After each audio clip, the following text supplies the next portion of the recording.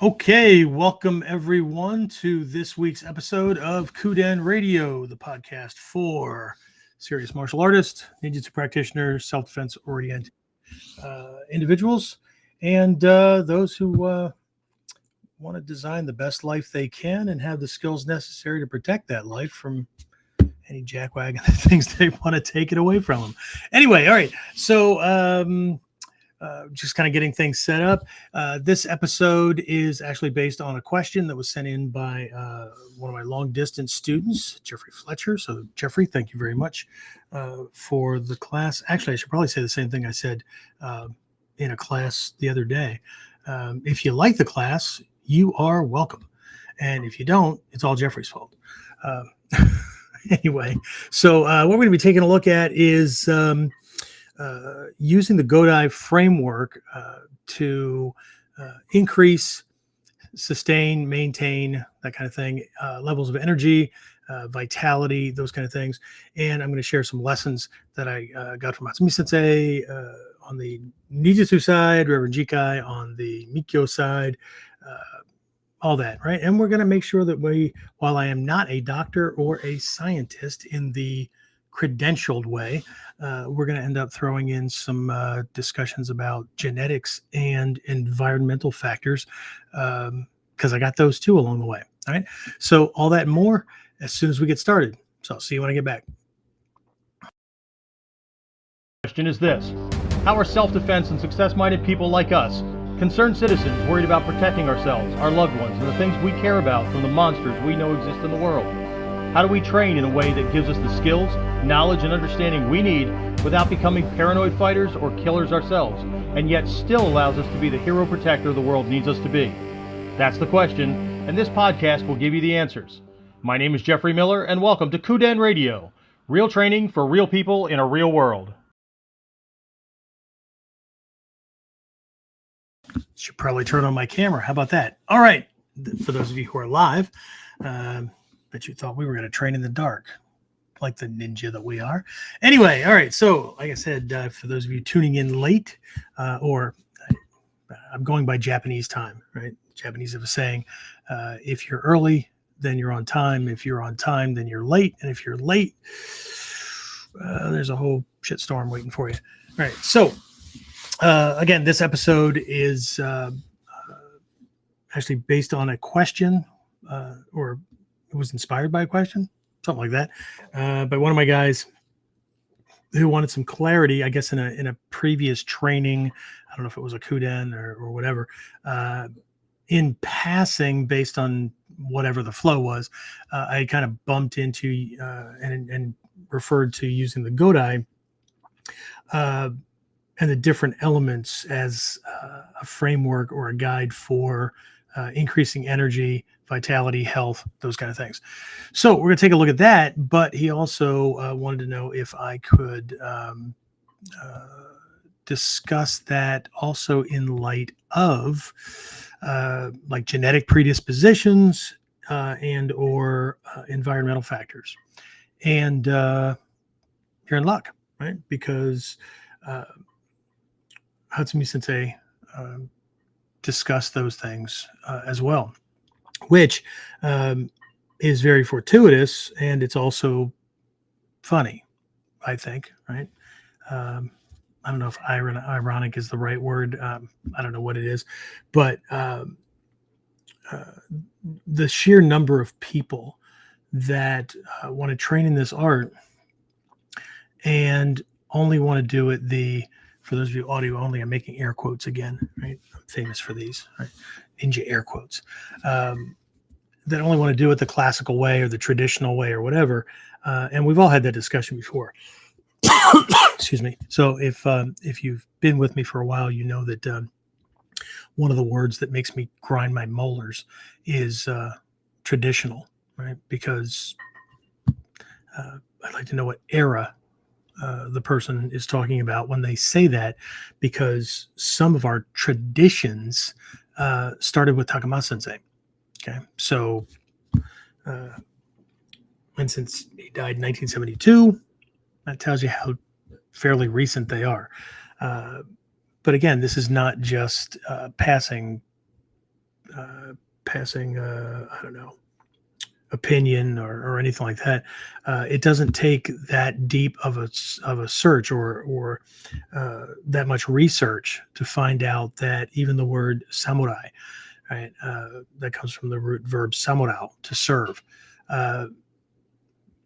While the word itself didn't mean something different, the job of the person with that name or that title was very different during different eras. And sometimes, yeah, sometimes it was what we all fantasize about, right? Get all warm and fuzzy, mess up our pants and whatever. Sorry, girls. Well, you know what? When the girls are in class, they're just one of the guys anyway. So, but sometimes they were just the guard at the door. Sometimes they were just a bodyguard with one of the shogun's consorts and, carrying her shopping bags. Like, I don't know, a lot of people that have worked in the bodyguard field can come part and parcel with the job. I know it's really difficult to protect somebody when you're carrying all their shit, but the attitudes that people can have that can't defend themselves is just amazing, right? So anyway, they want to lean in that direction. Meanwhile, Hatsumi Sensei is always sharing lessons that are actually based in modern science. Right? So interesting, huh? There's another word, right? James is on. Hey, James, how are you? James and I just got finished shooting some more video for those going through the Dominate and Win program. So that'll be a fun group of techniques to try to explain, since it looks like the defender's just kicking the shit out of somebody who hasn't even thrown a punch yet. What the hell's up with that? Well, okay. We have to understand that as warriors, things are not as cut and dry as people would like to make them, right?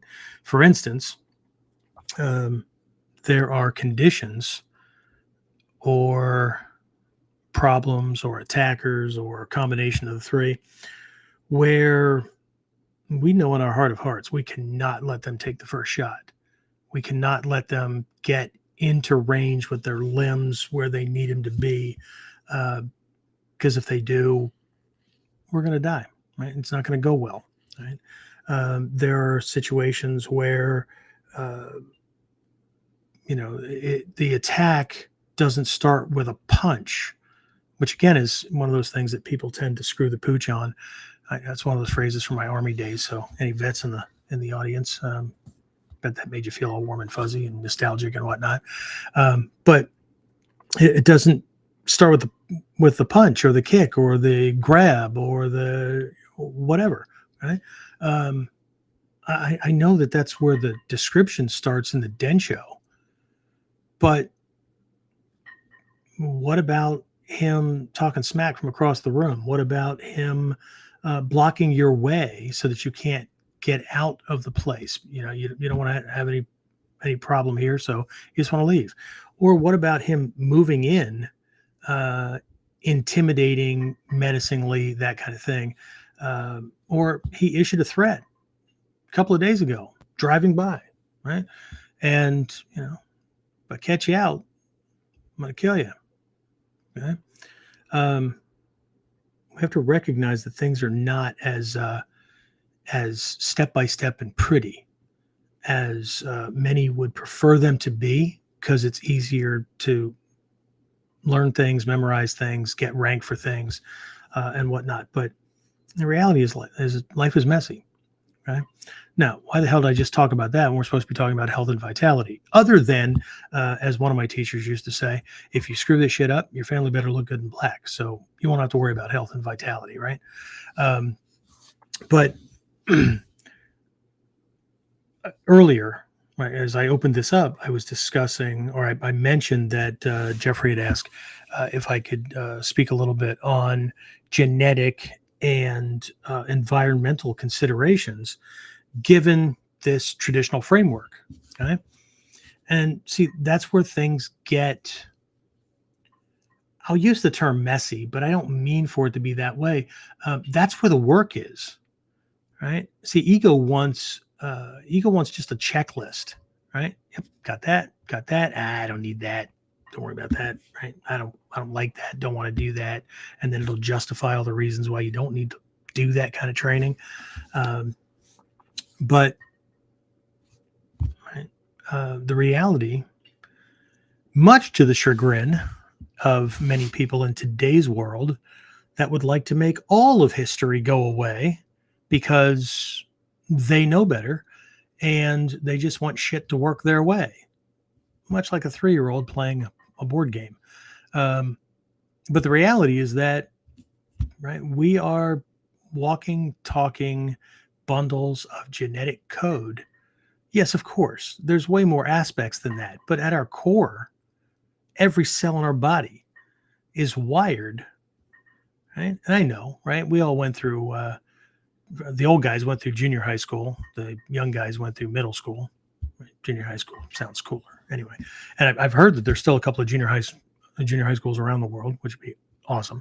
But anyway, we all went through those biology classes, right? And we learned that, during conception, your mom donated half the material and your dad donated half the material to make you. And well, that's all freaking wonderful.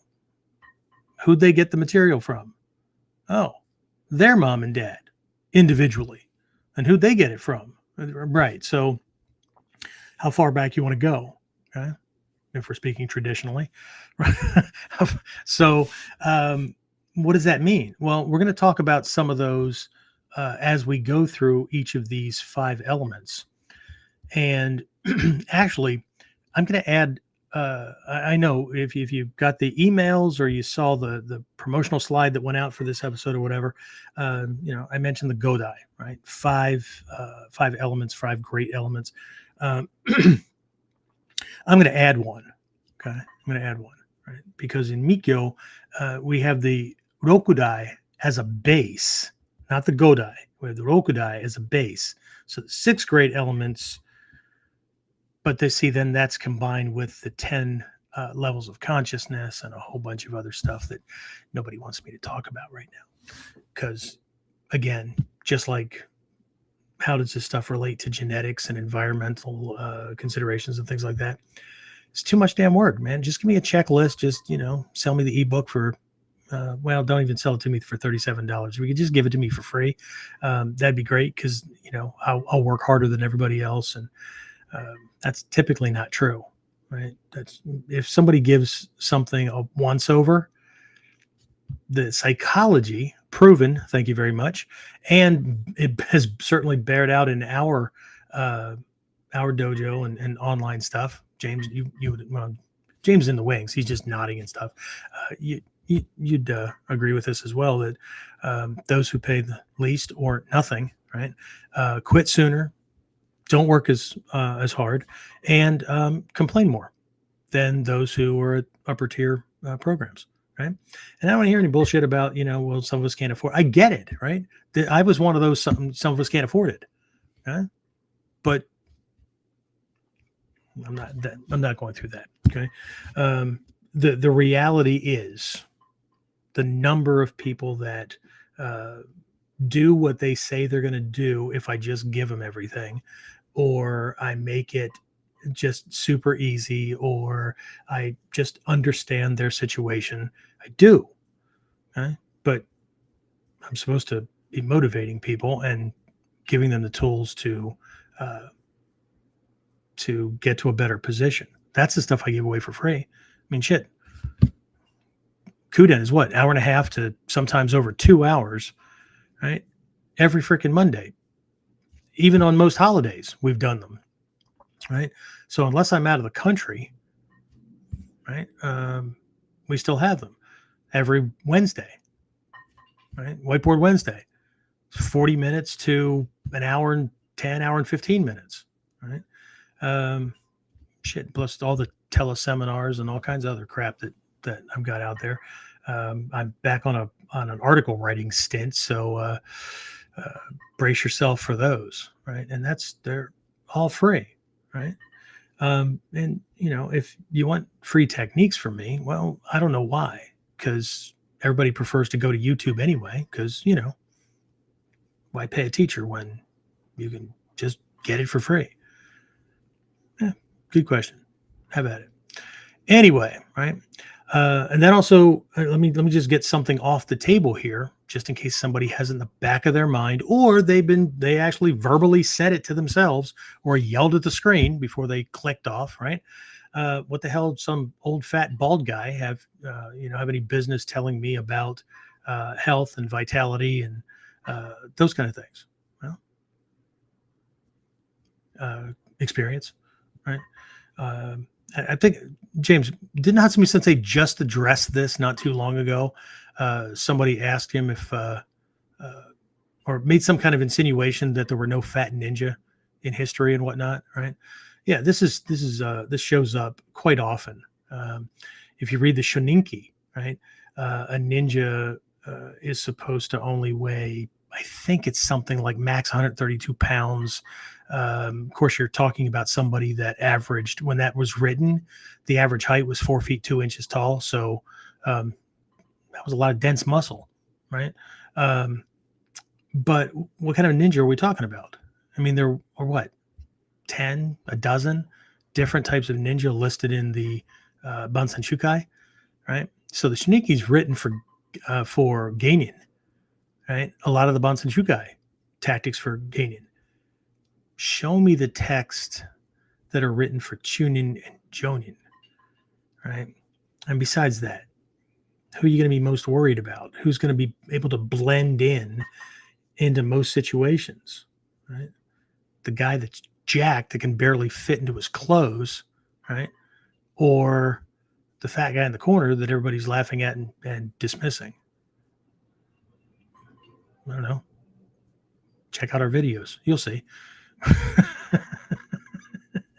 Anyway, all right. So let's see. Before I jump into this stuff, again, we're going to be dancing around the Godai. Again, I did mention Rokudai.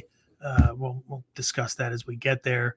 I'm not doing 10 levels of consciousness, but I will be sharing lessons that I got from Hatsumi Sensei, lessons that have come from Jikai Sensei. So we've got things on the ninjutsu side. I'm going to reference a couple of things just by name from the it's the Tenchi Jiwaraku no Maki, the original book that Hatsumi Sensei wrote, Togakure Ninjutsu or Ninpo or something like that. It's become known as the Tenchi Jiwaraku no Maki.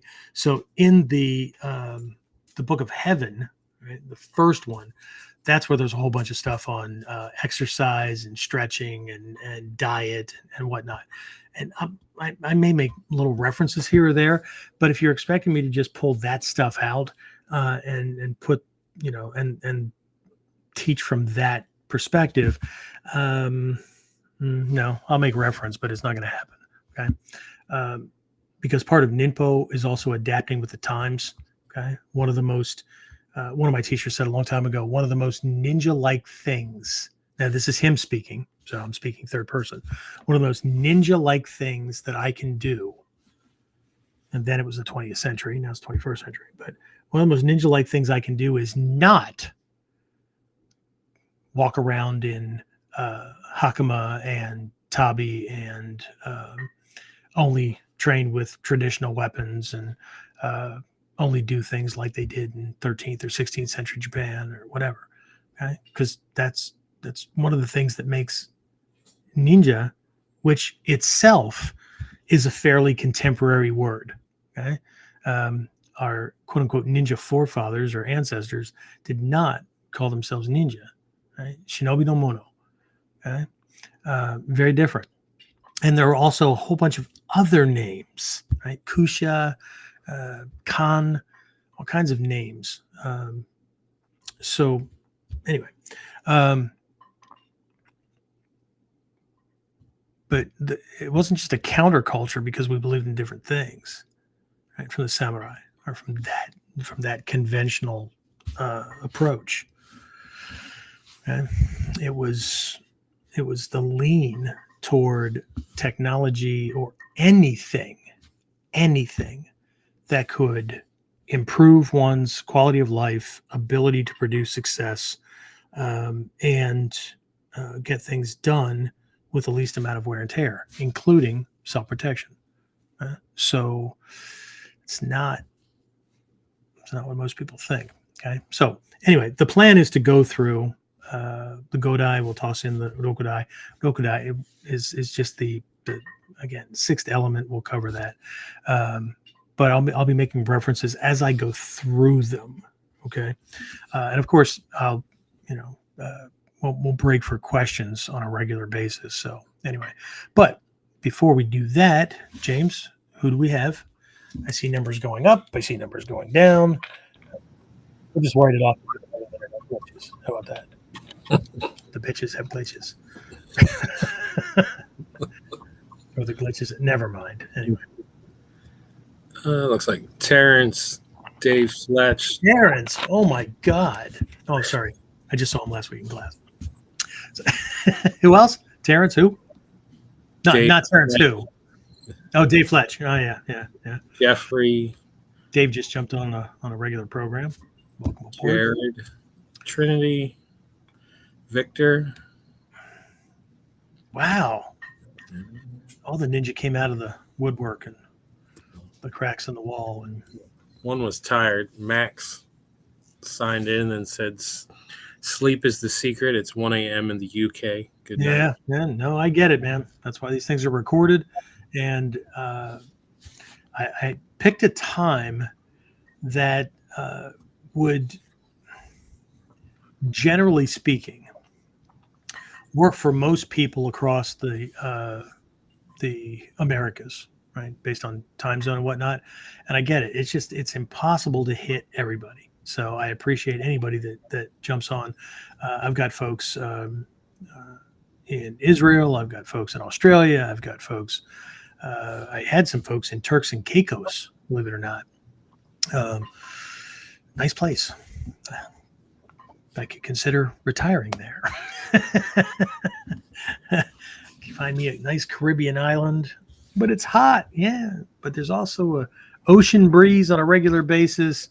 In the wintertime, it gets to a frigid 75 degrees. And the fucking water's right there. I can just jump in and cool off. So this body has been through a lot in this lifetime. And winter in the northeast of the United States just freaking hurts anymore. So anyway, but I also have students threatening me too, like Chris McLaurin and guys like that if I move to the Caribbean, that they'll just come down and visit and train. And okay, well, you're doing all the housework, and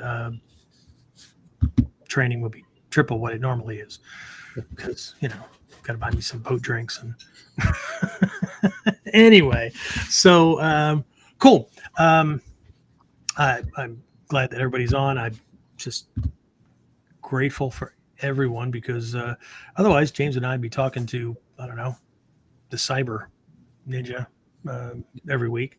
But if nothing else, I'd be consistent. So any questions or comments other than people saying hi? Dave just said, if you are late, then you are early for tomorrow. I've actually had students come in like that. What was it, a week or two ago? One of the Tots moms brought her son and daughter in, and she was so happy. She looks at me and she goes, Don't pass out. Don't pass out. I know we're actually early for class." And I had this quizzical look on my face, and she said, "Why are you looking at me like that?" I said, "Well, you are early. The class is tomorrow." Really? That's all right. One of my mentors says, if you know what day it is, you're not busy enough. And if it wouldn't be for my day planner, the calendar on my phone, all kinds of stuff, I wouldn't know either. But yeah, no, she was early, very early. Awesome. Is that it? That's all we had? One smart aleck from the Midwest. Dave said a lot of famous warriors were large, like the monk Benkei. Yeah. I get it, right? I get it. there's a certain body type that we gravitate to and whatnot, and I get it, right? But life can be a bitch, time can be a bitch, injuries, medications, right? I'm not one who believes in better life through chemistry, for what it's worth, and because those things have wreaked havoc on me as well. Make it really difficult to drop weight. Got some meds that cause you to gain weight, other meds that are supposed to cause you to lose weight. But if you read the fine print, I was on a blood pressure med at one point. This was after an accident way back, and every time I go to the doctor, like my blood pressure was high.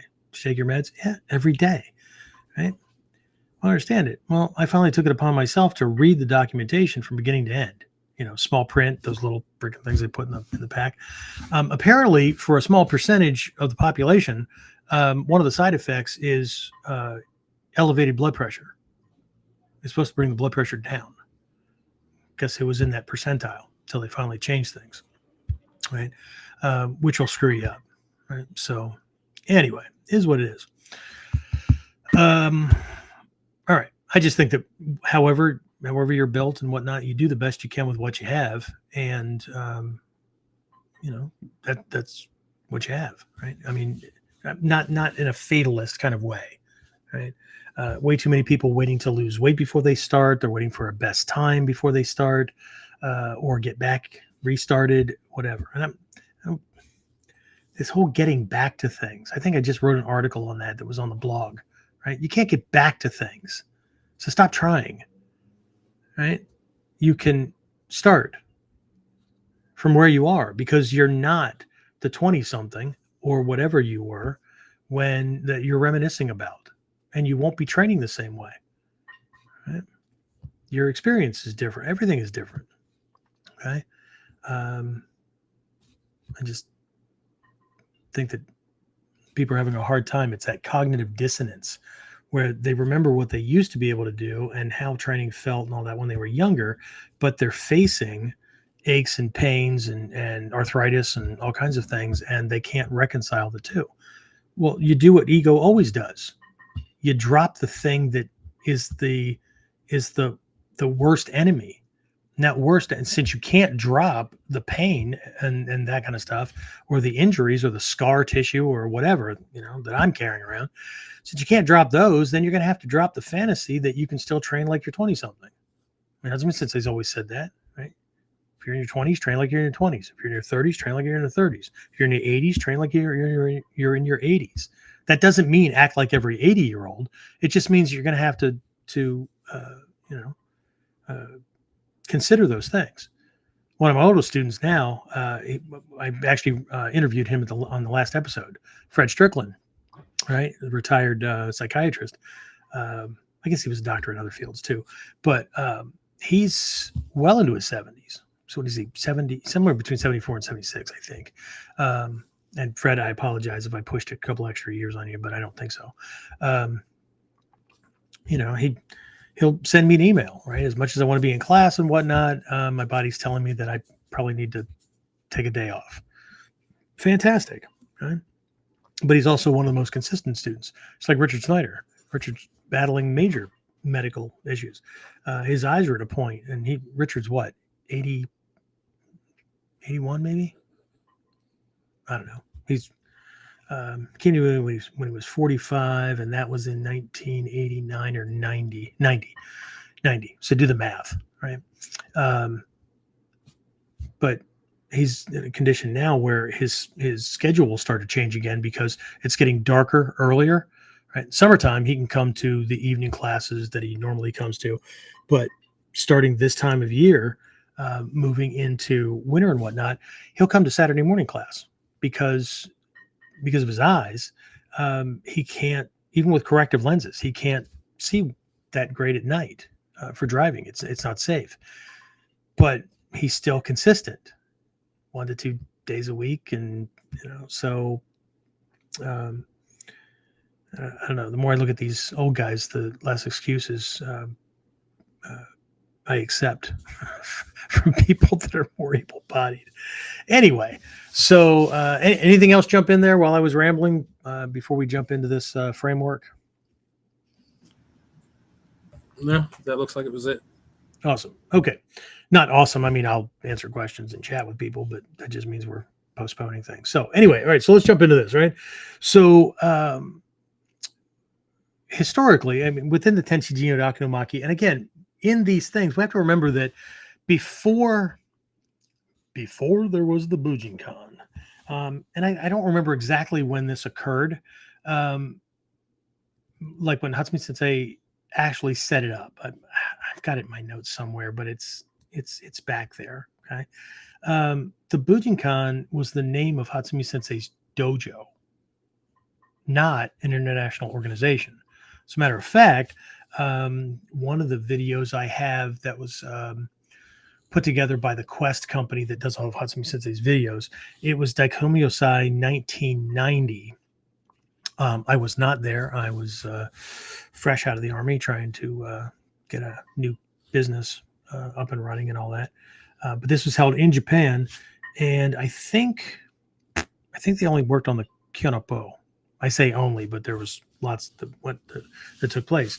But if you watch the video, right, the group was very, very small, and compared to how many people show up now, and like the feel was different and all that. But before there was all this stuff that people think about, right? And he was still getting stuff from Takamatsu Sensei, right? I think the name Bujinkan came about the same time that he changed his name, because that's a big thing that the Japanese do when significant life things happened, right? Like when Manaka Dai-Shihan left the Bujinkan to form the Jininkan, and he took the name Unsui, right? Or when Tanamura Sensei, right? His first name is Tsunehisa, his birth name. He changed his name to Shoto Tanamura, right? When he formed the Genbukan. Hatsumi Sensei, right? Yoshiaki Hatsumi, right? Kanji is the same for Yoshiaki. He just used the alternate pronunciation, right? And that's where Masaki came from, okay? But his birth given name was Yoshiaki.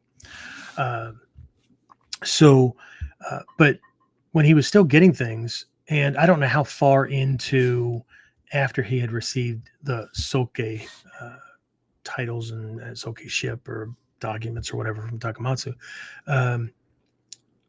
his program, what he was teaching, was a synthesis, right? It was a blending of these new lessons with some of the stuff that he had known before.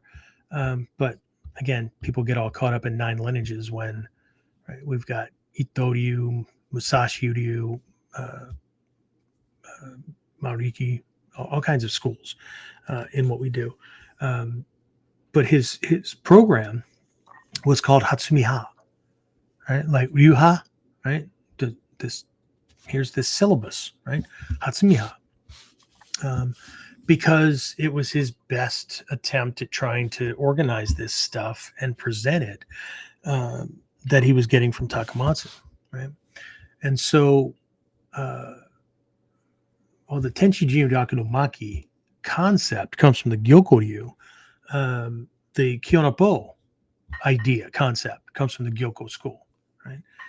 What people see today, the manifestation that they see today, is a hybrid, right? It's based on this principle, and yes, some things that are in there are still Gyokoryu, but there's Tagagi Yoshin in there. There's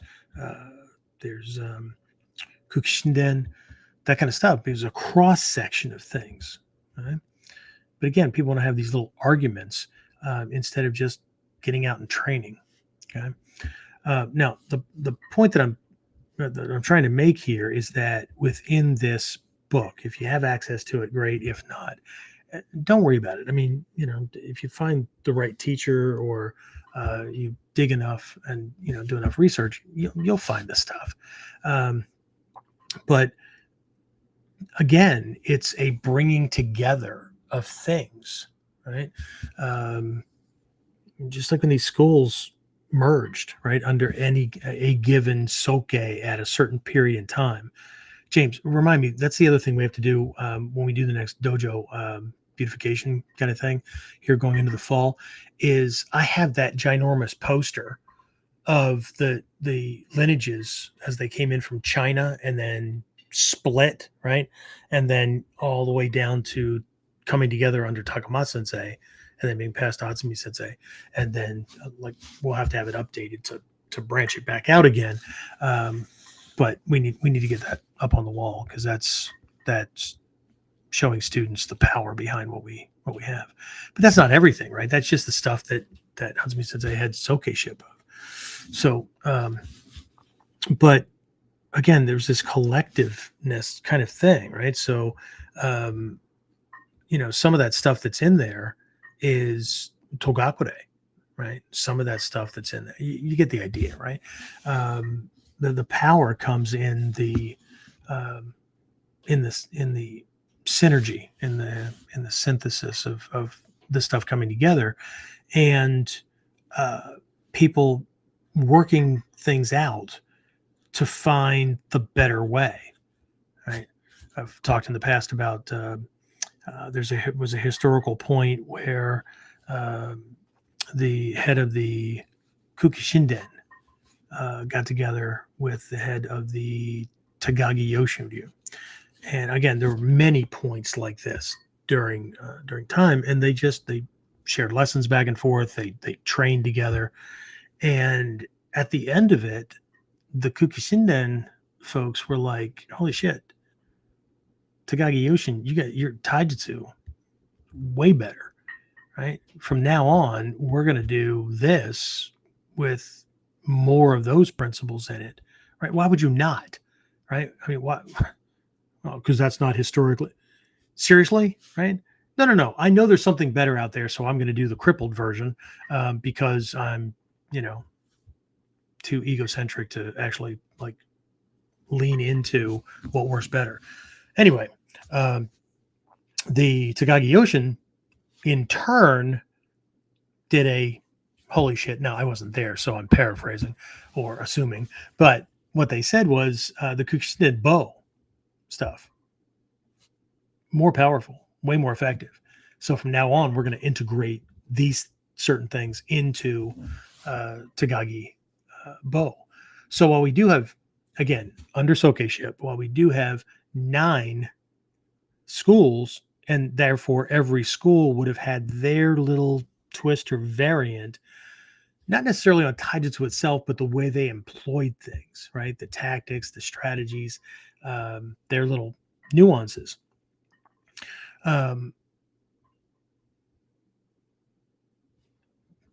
That also means that we have 9 different methods for using a sword, not counting dachi, katana, kodachi, or wakazashi, or shoto, pick a name, ninjato, shinobi katana, these different things. But you've got just go with katana or whatever the school's primary or preferred sword was, right? We've got 9 of those, right? 9 staff methods. Whatever schools had spear, you got that many different approaches to spear, those kind of things, right? So what I found over time is that the Bujinkan was like a best of the best, right? Where Hatsumi Sensei loaded things up with example techniques or lessons from different places, and then any technique that was from a different lineage that was a duplicate or whatever would just be considered to be a henka or another way to look at it or whatever. Okay.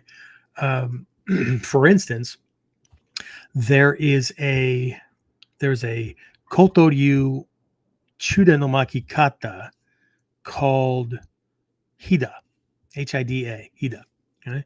Where the uke throws a punch, receive it with uke and nagash, come in and do an urashito. So my right hand is going to do an urashito to the right side of his neck, right? So opposite side. And then there's a kick, and then I step back and bring this guy to the ground. Sometimes they end up flipping over, a little rollover kind of thing, but usually it's bringing them down, 1 point landing, no landing gear, right? Nose ends up in their underwear kind of thing. And in that one, you have, roughly speaking, what you have is an ogyaku at the end. So this straightened arm bar where the arm is parallel to the torso or slightly across the back, but it's straightened out, right? It's this big shoulder dislocation kind of thing, right? But in Takagi Yoshoryu, a similar technique. There's a slight difference at the beginning, but for all intents and purposes, 3/4 of the technique is the exact same technique. It's called Kasumi Dori. Kasumi Dori? Yeah, Kasumi Dori, right? So, and there's other ones too. I mean, there's a sword technique called Tsukikomi, and there's variants of it in different lineages, but for all intents and purposes, they're the same damn technique, right? So, again, that's what he did so that you didn't have to try to run around and memorize all the techniques on all the scrolls in all the schools, because that's not the point. It's not the point. All right. Anyway, so again, as I reference these things, right, take them for what they're worth, because I'm going to throw a monkey in your wrench anyway, because again, our wild cards for this episode and for this teaching is genetics and environmental considerations. Okay. So for those of you who know the Godai, Chi Sui Ka Fuku, right? Chi, earth, Sui, water, right? Ka, fire, Fu, wind, Ku, void. Void's a really bad translation, right? It's more like devoid, right? But it also means empty, right? Ku is the Japanese word used for the Sanskrit word shunyata, which means emptiness, empty of a self nature. But it's not blank, right? It's more like it's not stuck, right? We are all of a void nature, right? The only thing that gets us stuck is that we believe that we're something, and then that fixes it, right? Or we believe other people who tell us that we're something, or have told us that we're something, right? But you have this great potential. So Hatsumi Sensei always talked about returning to zero, right? Zero. Well, zero is nothing, man. It's nothing, but it's also anything. Right? It's like unmolded clay. Make whatever you want. Okay? You start again. Make something new. It's not till you put it in the oven and bake it, harden it, that you're stuck with what it is. So anyway, so each one of these things, as I was taught, each one of these things can be used to look at a different area of our physiology. And that's where the Godai comes in. The Godai is really about physiology leading into psychology. There's a crossover. Okay, if we were to do this with the Kuji, right, we'd be looking at predominantly the first three, right? Some is in Kuji 1, Udin. Some is in Kuji 2, Pyo. Some is in Kuji 3, To.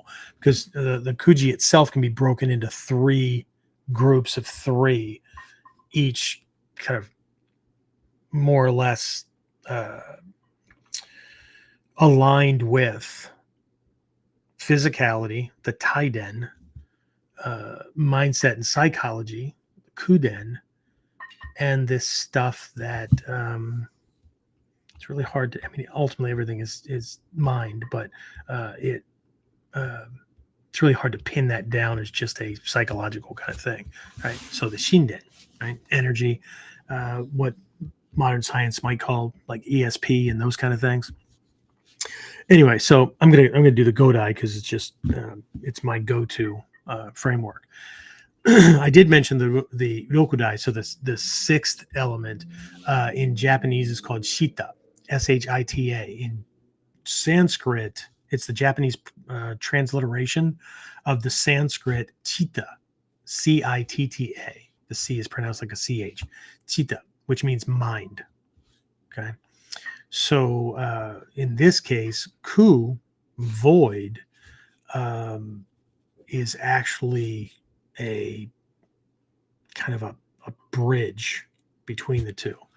Okay. Because void's a lot about like our thinking, communication, planning faculties, those kind of things. But the sixth element, that's where we start entering into and looking at different levels of consciousness and those kind of things. Right. So we'll steadily watch the numbers drop as people start to think this is too woo-woo. So anyway, so we're going to move through the Godai, and I'm going to reference just, could there be other things in? Yeah. All right. The nature of this podcast and the teaching and whatnot, I can only do so much. So to be able to get through everything, I'm just going to reference a couple of things, like pretty much the main things. But while I'm doing that, I also want to lean into the genetics, right, and the environmental considerations, because they are both karmic activities that are always acting on us. Okay. And so it would be nice to know. I think it would be nice to know. That's why I bothered to learn it when they taught it, not just because I'm a dutiful student and he speaks, so therefore I memorize. It would be nice to know if I have to modify the framework, or there's something that might inhibit the ideal that the framework is pointing to. And please note that, right? Whenever we're talking about a kata or any of these things, right? Here's the ideal, but you got to make it work for you in your life. And in this case, with your body. Okay. So let's just, we'll do it in ascending order. So we'll start with chi, right? Chi no kata, just the chi realm. Okay. So earth, right?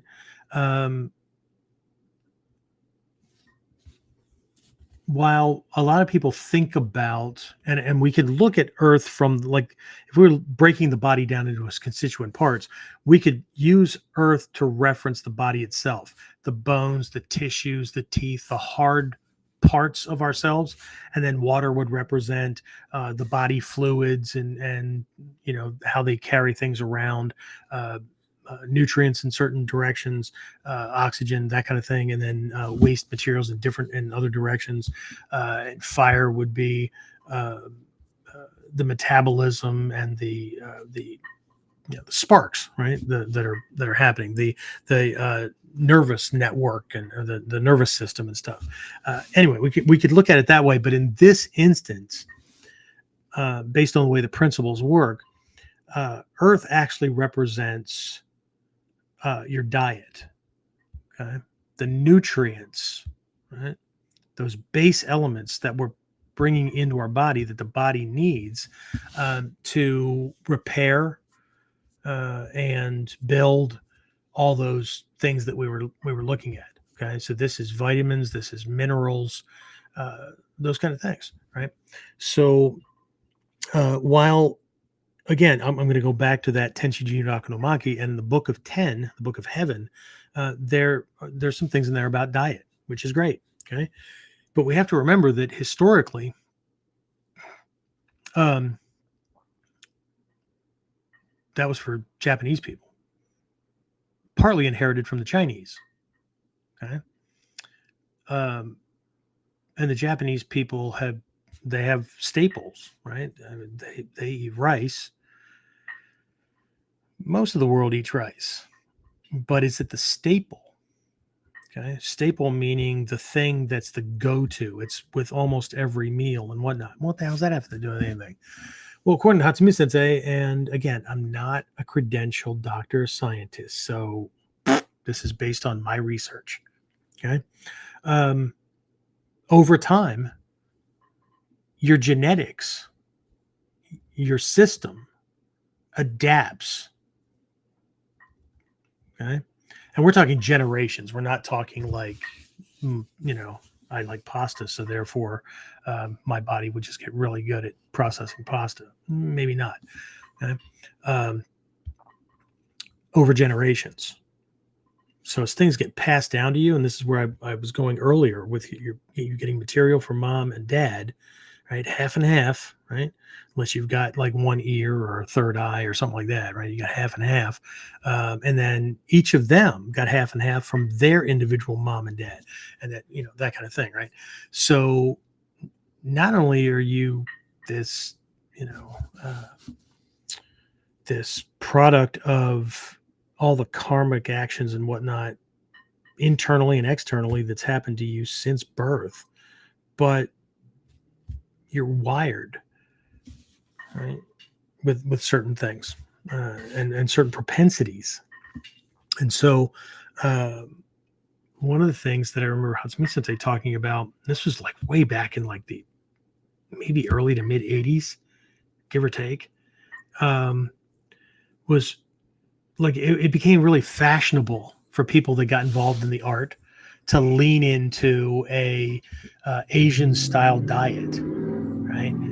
Or a macrobiotic diet. There was a program that was running for a while, really good program.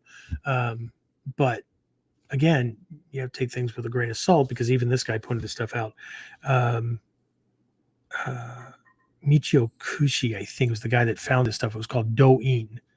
And so it was a synthesis. It was almost like looking at the Shugendo and Yamabushi kind of stuff, where it was a synthesis of Zen and Mikyo and all these practices, right? Douyin had that kind of thing. There were like yoga type movement exercises that would be akin to our Sanshin, or even a little bit like our Godai Donin, but standing. There's dietary stuff in there, all kinds of cool stuff. Again, I have weird hobbies, but I remember Hatsumi Sensei teaching on this thing where that people had to be careful, because they could be robbing their body of nutrients that their body needed. And these people are like, no, I just don't eat red meat anymore. I eat fish now, or I've gone, vegan, or I get my protein from tofu. And really what they did was they just gave up a Western diet for a Japanese diet, because, they're a ninja now, and ninja are Japanese, and they have to live like a Japanese ninja. Shit just gets convoluted, right? But we have to remember that our Soke was a doctor. So it's going to be really, really difficult to argue medicine with somebody that not only knows the modern stuff, but also has all the, the old stuff and whatnot. And the point he was making was about the genetics. Okay? That if you are of Irish descent, your body may not do very well on rice. Because the Irish, their staple was potato, right? That's why most of them freaking died when the potato blight came around, right? So your body might sing on potatoes. Now, I don't know that for sure. You may not know that for sure, okay? Vegan people got weak and stuff like that, no matter how much tofu they eat or how many beans across the board, because soybean supposedly is the only bean that has all 8 necessary amino acids that your body needs to build all of the amino acids that it needs, right? But if you're not doing that, then you eat a variety of beans to make sure you get all of these things. But even that was causing people to be sick. And, they would come to him and complain like, can you believe it? My doctor told me to eat red meat, that I'm killing myself. And he would tell them, have you tried it? Going back to it, Have you tested? Have you journaled, right? How you're doing when you eat certain foods, when you switched, right? Just because you're getting the same nutrients or the food that you're consuming contains the same nutrients, it doesn't mean that your body is breaking things down and using them the same way as somebody else's body. Okay. But the point with this earth realm thing here is diet and getting a broad spectrum of the minerals and vitamins that your body needs. Because it all goes back to one of the references is the body being like a battery or being like a machine, right? And so if the machine is not sustained with building blocks, then it will fall apart. Okay. And then, of course, this is only one element, right? And one part of the whole process. But this is not about favorites. This is like mine. While I'm fine on rice, potatoes tend to spike my my insulin more than rice does. But what really does it for me, both flavor wise and nutrient wise, is corn. But I'm 5/8 Native American and from the region where that was a staple. Okay, so now I had to go through a process because I was one of those yahoos that went not like off the deep end, but I'm going to, do macrobiotic. I'm going to do tofu and I'm going to do rice and I'm going to do fish and whatever. And so it was one of these lessons that kind of steered me around to being mindful of. Right? And this is where the chitta or shita comes in, right? Being mindfully aware of your condition. This is also an aspect of kamai, right? Being aware of your condition when you eat, right? Do you eat meals that, now given that you don't, stuff yourself or whatever, which is something that I had to shift as well growing up, because I don't know how many of you had the same thing where it was the rule in the family that you finish everything on your plate, right? Because there were starving kids in Africa, right? Not that that food was going to be any good if you shipped it to them, but that was supposed to be a guilt trip. But in Tendai Mikyo, there is a mealtime, we'll call it a unwritten rule that you finish everything on your plate. Okay? Now, that doesn't mean that you need to shovel everything into your face and overstuff yourself and all that kind of stuff. Things that people assume I do. But it actually causes me to take smaller portions because the Mikyo perspective is more of a mindful compassion thing, right? It's based on everything on my plate has given up their life for mine, directly or indirectly.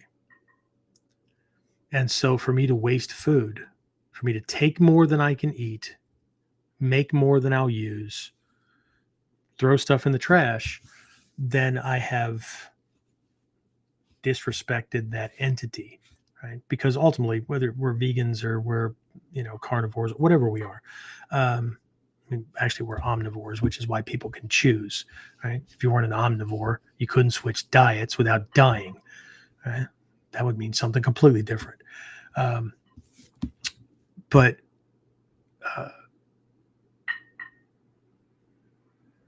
there's this recognition, right, that I know there's a thing about not killing, right? But ultimately, we all survive. We all continue based on the transfer of energy from one living organism to the other, right? So it doesn't matter that you're a vegan, right? I've known vegans who tell me they're a vegan, just a lifestyle choice, just a, this kind of thing. And they'll throw out all the things. And I get it. I know how things are farmed. I know how things are processed. I get it. Right. But what it ultimately comes down to is they don't have to look an asparagus in the eye. Right. Or think about that. Right. So there's no association, but just because there's no association doesn't mean the thing wasn't a living entity. Right. Doesn't mean it wasn't alive and we're living off of its death. Right. Anyway, so but the whole, again, it touches in where we're mindful of not misusing or not ignoring the compassionate charity or whatever of this other entity. Right? Now, I know they're farmed and all that kind of stuff, but still, right? It's just this extension of the same thing. And when we give thanks or we show gratitude, right?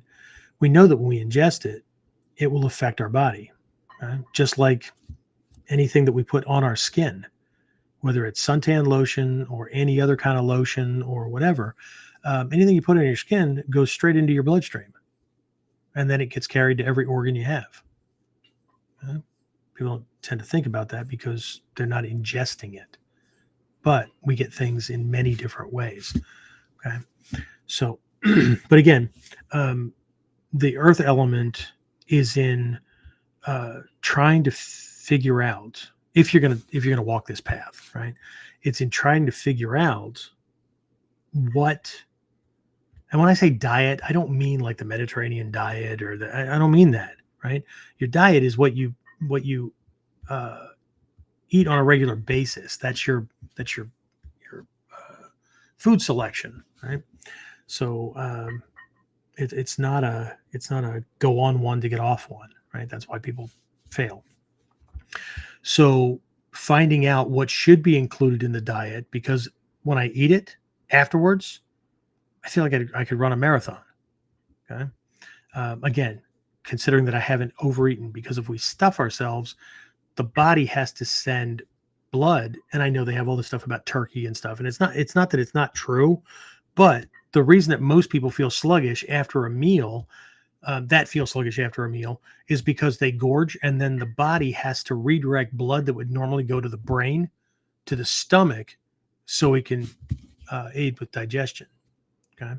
So, but finding out what foods make us feel more alive, allow us to go farther, allow us to feel like we have more energy, that kind of thing, and which ones do the opposite, and which ones are neutral, which ones we can eat and it doesn't do one thing or the other, which is fine. It's a neutral food. Because if we're leaning into energy and health and vitality, then this is an important thing, right? And then also begets over-the-counter things, supplements and whatnot, whether it's protein powders, whether it's vitamins, minerals, or whatever. Scientists will tell you that the body can't, or that there's no difference. Right? You use a microscope, electron microscope, or whatever, and look at an organic vitamin tablet or mineral tablet or whatever, and a synthetic one, which many of them are actually made from petroleum distillates. So, right, not only will shutting off gas and oil to not power cars anymore affect that industry, but I don't know where the hell we're getting the plastics from to make all of our synthetic clothes and or our computers and printers and all kinds of shit that we have, right? I'll get off my horse here.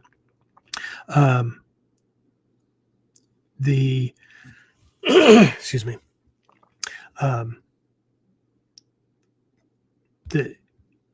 Even though like a computer can't tell the difference or whatever, our bodies can. And so if we take, unfortunately, they're the cheaper ones. If we take synthetic vitamins and minerals, let's say we're low in zinc, Okay. As soon as that hits our system, the body knows whether or not that's the actual natural form that it needs. If it is, it breaks it down, sends it where it needs to go, and everything's great. If it's not that it's way off, it's close. But what happens is the body has to run chemical processes to convert that zinc into its usable form for our bodies before it can use it. The problem arises not because the zinc gets turned into the usable form, but all the chemicals or all the other vitamins and whatnot that got used up in the process of converting it to a usable form. So we could find out that the vitamins or whatever that we've taken to, do some good actually leave us with less because of the process. So again, this is not an easy thing, which is why I lean into food is medicine. Okay. And that doesn't mean eat all the time or whatever. It means if I'm mindful of what's in the food naturally, then I'm going to lean into that first before I try to supplement anything. Okay? 15 minutes in direct sunlight on my skin. I don't need vitamin D being pumped into my milk because your body makes vitamin D, converts sunlight. How about that? You're like a plant, photosynthesis, right? So, but there's more to this. So the trick with if we're using the earth realm as a symbol, is to experiment with diet to get to that balance, right? So that your body is functioning properly, your mind is clear, that kind of thing, right? So, any questions on that phase before I jump to the next one? Comments, complaints? What medical school did you go to? None. A little earlier on, Jared asked, is there one particular lineage we, as your students, are learning? Okay. Trick question. Not trick question. You didn't mean it to be a trick question. Is there one that we practice more than anything else?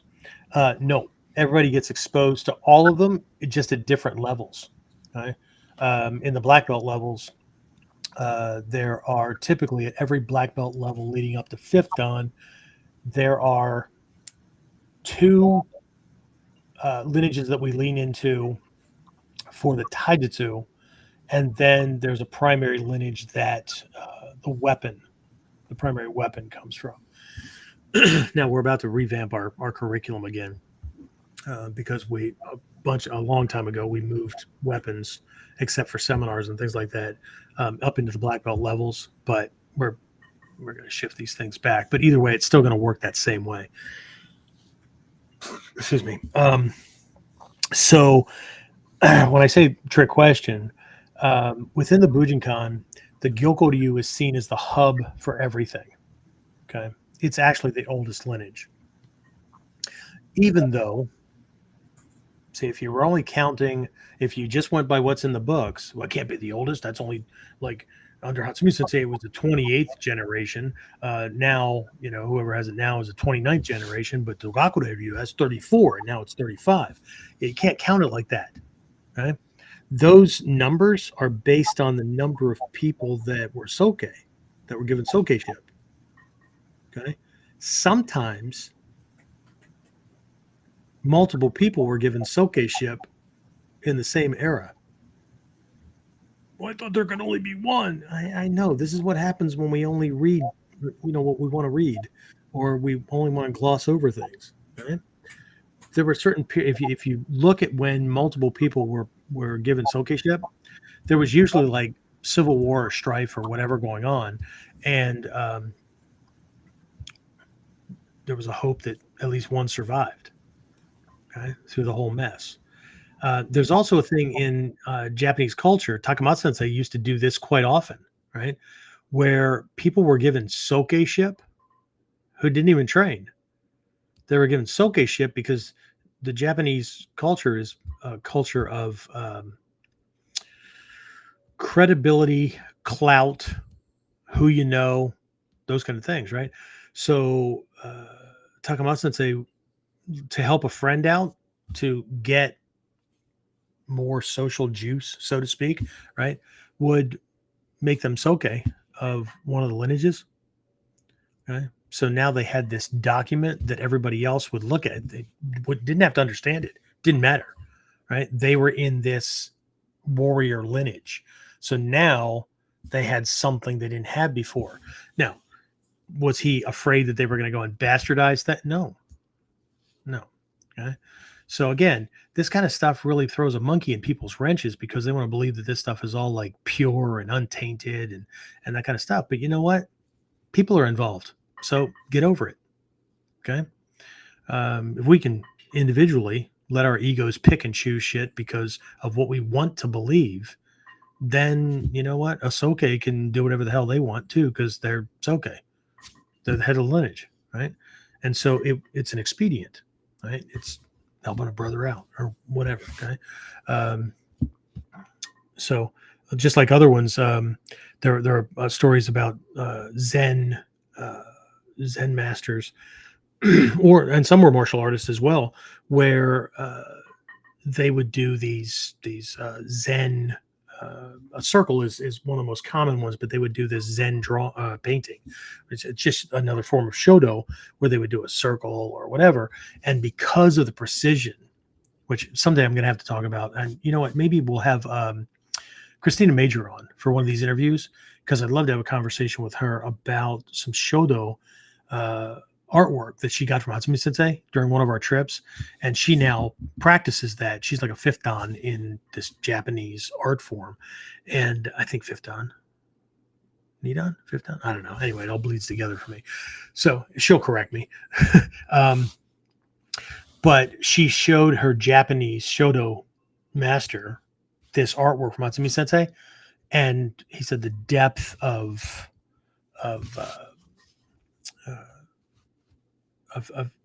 expression and whatnot that's in it is not just it's not just you read it like you're just reading a string of books, right, or something in a book. Just it's just data.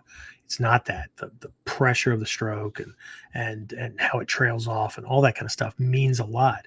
And so a lot of these martial artists / Zen masters became known for their Zen paintings while they were still alive.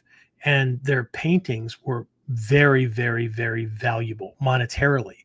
And so they would help friends or students out by giving them, it's not a loan, they would give them money financially. They would help them out, but they didn't give them money. They did a painting and told them who to take it to and how much they could get for it. And so right, they didn't want anything paid back or whatever. It was just, here's a gift, right? So instead of this cluttering up my house and somebody else burning it when I'm dead or you know, whatever, here's a gift, right? Here's a painting, right? Go get yourself, you know, 100,000 yen or 1,000,000 yen or whatever, right? Remembering that a yen is about 1 penny in the US. Okay. So you have to move the dots a lot, the decimal points a lot. Right. So, but again, that's the hub, and then everything else is kind of aligned around it. But see, every year when Hatsumi Sensei did themes and pulled a lineage in as the central focal point, okay, see, Gyokko-ryu forms the foundation because of the Kihon, okay, but not all the Kihon come from the Gyokko-ryu, okay, like Ganseki Nage is not historically a Gyokko-ryu throw. Right? Jigoku Otoshi is its equivalent. Right? So, but every year when he did that, if you could think about, and I have a T-shirt from one of my friends' dojos. It's called Yume dojo, Bujinkan Yume dojo. Yume means dream. But if you've ever seen me doing a whiteboard Wednesday or whatever, and I turn around and there's this big mandala on the back where there's a hub, and then these spokes go out to other hubs, and then around those hubs and around the one in the middle, there's 8 hubs, right? That's the Kionoppo principle in diagrammatic form, but each one of those hubs, so the Gyokoryu would be in the center, and this is the way the mandala will work as well. And then each one around the outside would represent one of the other 8, okay?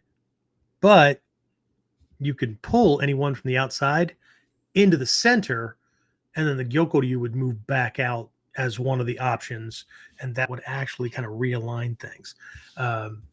In the Kasumian program that I grew up in originally with Stephen Hayes, that one was a good mix across the board, but it leaned more heavily into the Kotoryu side of things.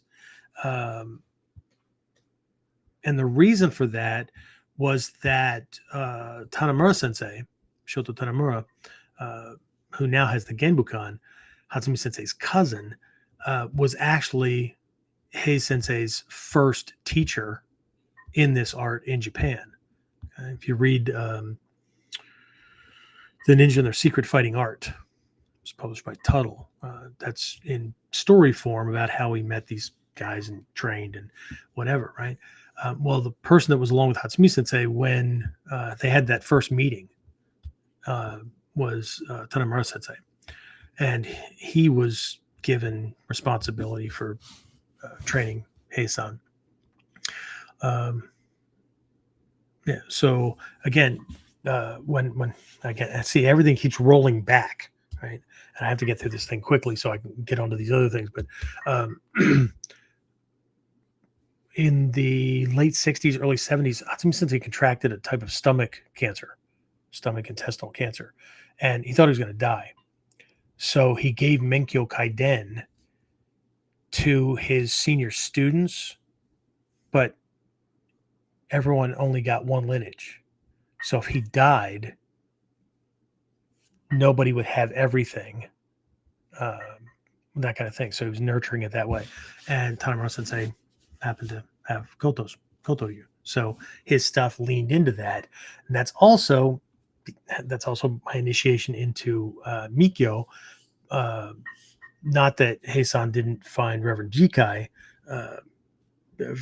to do ordination and all that kind of stuff, but all this heavy leaning stuff where you see the Godai and all this stuff that's in the books and where people think, where the hell did this shit come from? He just made it up? Or no, Tanamura Sensei was heavily involved in the spiritual side of Ninpo and those kind of things, right? So, no, not made up. So the short answer is not really. Gyoko Koto Tagagi, no, Gyoko Koto Kukishinden for the most part. But don't think about leaning into a lineage. I don't have anybody focus on. And while I tell you what lineage something came from, like we just did, we shot the week 12 videos for Mod 3. What we just do tonight, James? We did Heihi, Kappi, and Koto, and they're all 3 of those models are actually Kotoryu middle level. Churyaku or Chuden kata. But they serve the purpose because of the way Kotoryu does things in the Chuden no Maki, right?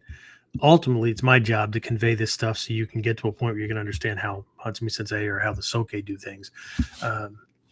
But it was the theme. It was the way we were doing things. Other levels, we're heavier on Yokoryu or whatever. But I would say if I were going to pick 2 specifically, barring no minor inclusions, my curriculum is Gyoko Koto all the way. Again, there's other things that are in there, right? But predominantly Gyoko Koto all the way to Shodan, half of Nidon. Actually, James, on your Nidon packet, right? You had Gyoko, Koto, and Kukushinden is the sword stuff, right? It's not the knife. Knife comes from Musashi. What do you in the Bujinkan? But either way, I mean, ultimately, it's all freaking, it's all what it is now because they've all kind of blended together.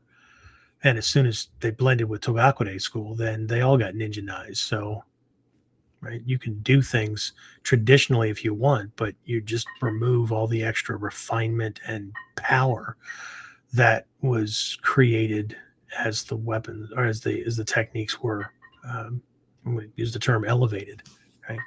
So don't think about the lineage. If you're thinking about, and again, I don't get uber specific about lineages until people get into the black belt levels, because now we're not doing them so that you can sort your kata. We're doing them so that you can understand strategic thinking and tactical application that were specific to schools. And so now what you have are approaches to dealing with a self-defense situation, regardless of the techniques you're using. And if one approach is failing, you can switch 8 times, right? The average person's lucky if they've got a backup, right? So that's don't get caught up in the lineage stuff. That's like the warrior on a battlefield that gets shot with an arrow or a poisoned arrow, and they're trying to save his life, and he won't let the arrow be pulled out until somebody tells him what type of wood the shaft is made from.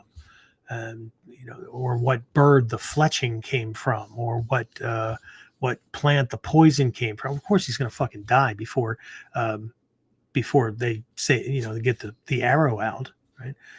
It's one of those analogies from I think it's from Mikio actually, that warn you against worrying about the shit that doesn't matter.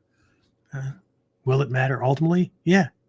Get the freaking sword, get the arrow out, and then you can explore to your heart's content. Okay? So anyway, but I know other people would argue the point.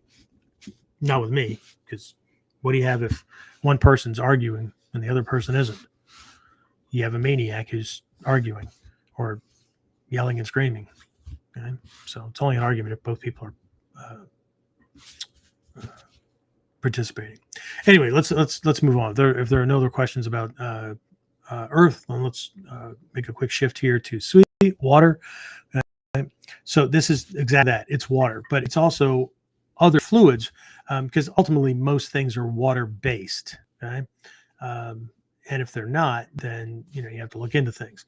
Okay, now I'm not going to tell you whether you should drink milk or not drink milk or whatever, right? Or you shouldn't drink nut juice that people call milk. I'd like to know how they squeeze that stuff out. But it's it's kind of like rump roast, right? Why do they call rump roast? Because nobody'd eat it if they called it cow's ass, right? So it's the same thing with this is nut juice. Well, yeah, but I wanted almond milk. Well, okay.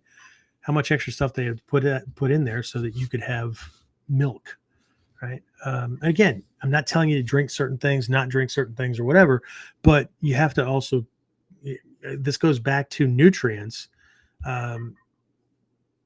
Some people, they're genetically wired to do better on certain types of nuts than others, not, whatever, okay? Because while we can eat anything that's edible that won't poison us, right? That doesn't mean we process it well. Okay, grass is edible, but you'll starve to death if that's what you're trying to live on.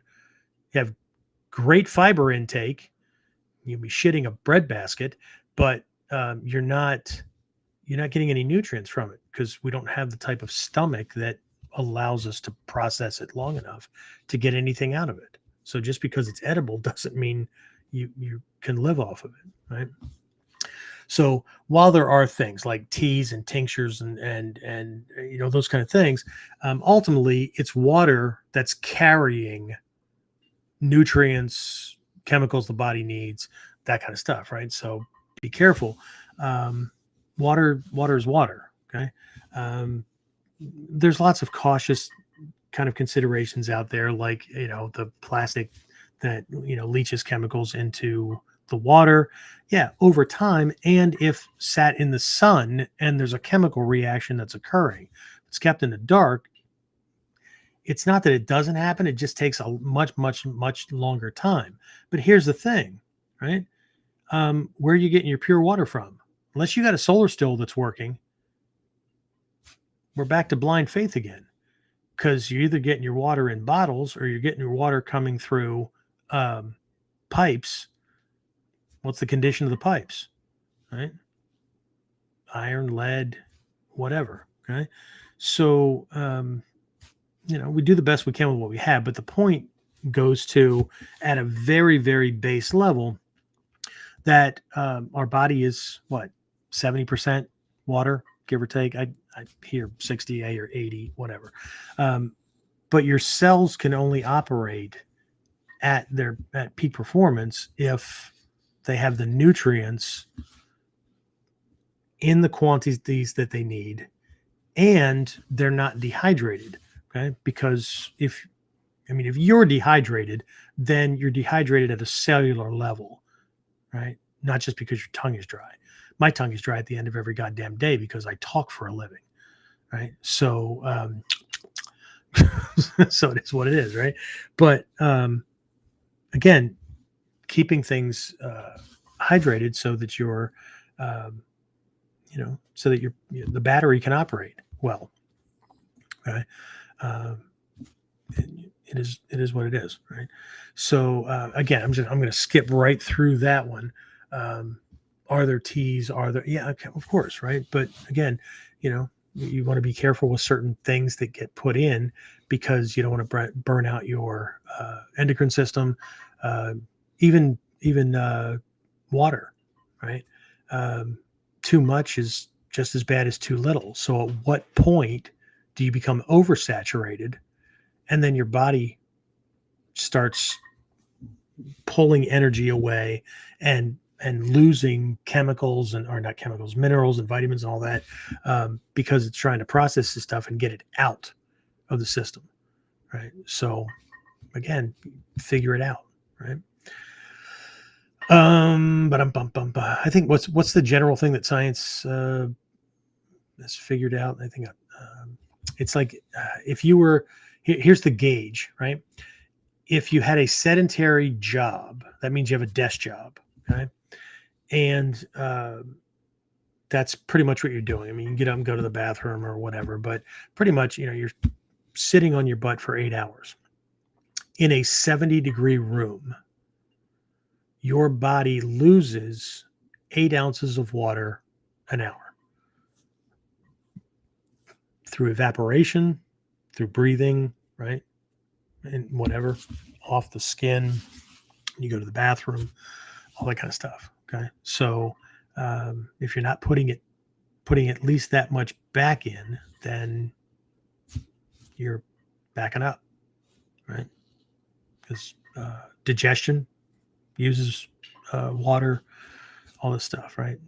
Their body uses water to expel, during your bowel movements and all that stuff, right? So keep your eyes moist, right? It's a constituent in just about every other body fluid. Anyway, right? So there's water, right? Fire is about metabolism, but it's about how to make sure that things are moving. Energy is moving, right? That we're producing it or that it's moving, right? So in this context, fire represents exercise and body conditioning. Okay? So there's two ways to make the body stronger. One is to work the muscles, right, to increase muscle mass or the life of the muscle and that kind of stuff, right? The vibrancy. When people talk about metabolism, like you got to increase your metabolism, that's a bullshit phrase. Okay. It's not that you're not increasing your metabolism, but the question is which one? Because your respiratory system metabolizes oxygen, nitrogen, other gases, right? On inhalation, exhalation. That's a type of metabolism, right? You're processing oxygen, nitrogen, carbon dioxide, all that kind of stuff, right? When you move muscles and whatnot, right? Your muscles are metabolizing glycogen, which is a type of sugar that's in the cells, or it's sending out a signal for the fat stores to metabolize and break down the fat molecules so they get released into the bloodstream. Okay. So that you've got long-term endurance. Okay. It's not as simple as energy equals metabolism. Okay. Because you could be working out all you want, but if you're dehydrated and your cells are at 60% of the water they're supposed to have, shit's not working so well. Okay.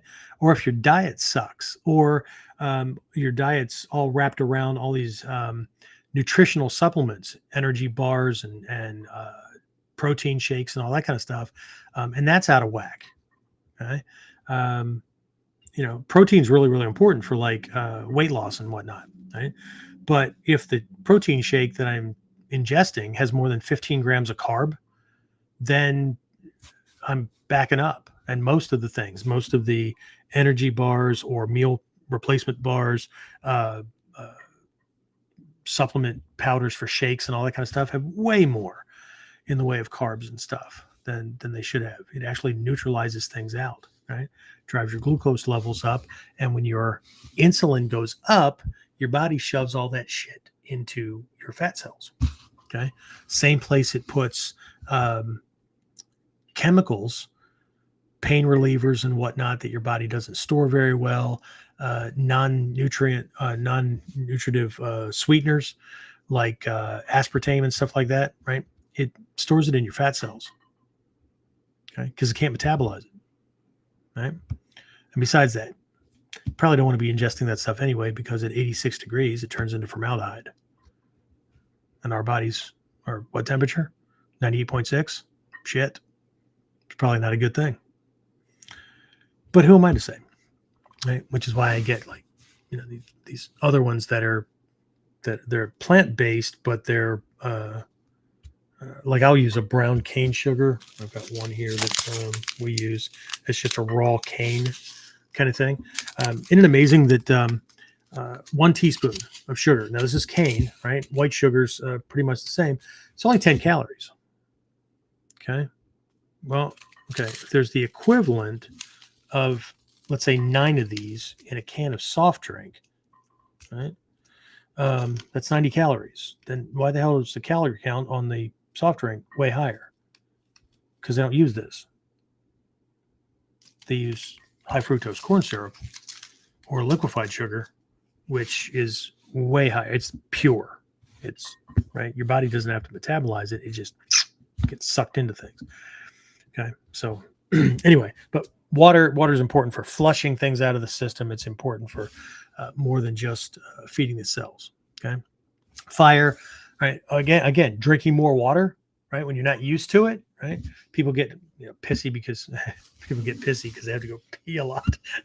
Sorry, I didn't mean to come out that way. However, but that's going to happen for the first couple of days, maybe even a week, until your body takes you seriously and actually starts allocating that water, right? Because the cells, remember, are used to operating in a certain state, okay? Just like we are, habit patterns, right? And it's going to take a while for them to go, this is actually something I can use. And it actually starts absorbing it, and then you'll pee less because your body's actually using the water that you're putting in, okay? It's very different. It's kind of like if you have a sponge and you let it dry out, right? And then you pour water on it, like just put it at a little angle, right? But pour water on it, the water will beat up and roll off until it slowly starts to absorb, and then it'll oversaturate itself, right? But it's the same with our system, right? So we have to understand how that kind of stuff works. So again, building more muscle, right? The muscles now need more calories. They need more oxygen, right? They need more carbs because the carbs are converted into glycogen, which is the sugar that's in your muscles that when you need to do something very, very quickly or the adrenal response kicks in, fight, flight, or freeze, right? That's the stuff your muscles reach into right away. That gives you that quick sprint, right? Really important stuff. Okay. So that's produces more energy, right? And during rest, right? It's not most people don't produce more energy or burn a lot of calories during exercise. It's after exercise, because if you do the muscle fatigue that you're supposed to be doing, then and you have to do it long enough. Okay. Here's a little thing I picked up along the way from a human biophysicist who just called himself a nutritionist because most people didn't understand human biophysicist, right? He understood the chemistry of the body. And so we have enzymes, which are protein chains. I'm going to get geeky on you for a second because I have weird hobbies, right? But I'm one of those people that if I understand how it works, then I understand the logic behind it. And it's not just some fad diet or some this guy's idea over that guy's idea or whatever. Okay. So I'll talk about two of these very, very quickly. One is in your muscles. Okay. Those enzymes, those protein chains are there to build more muscle. Okay. When you exercise and that kind of stuff, right? Break those fibers and stuff. And so they're supposed to go to work. You have another type of enzyme, the protein chain, two types actually, inside your fat cells. Okay. Your fat cells, you look through those with a sharp enough microscope.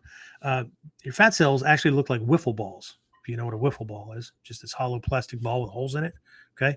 So fat molecules from your food or that's in your bloodstream, right, go in and go right back out. Okay. So to create fat stores, what your body has is one enzyme that when these things come in, it binds two of these fat molecules together. So now they're too big to get out. And that creates the storage. But there's another one in there that when you need long endurance stuff, its job is to break that bond. So now they're back down to these single things that can slip back out and go into the bloodstream so your body can use them for fuel.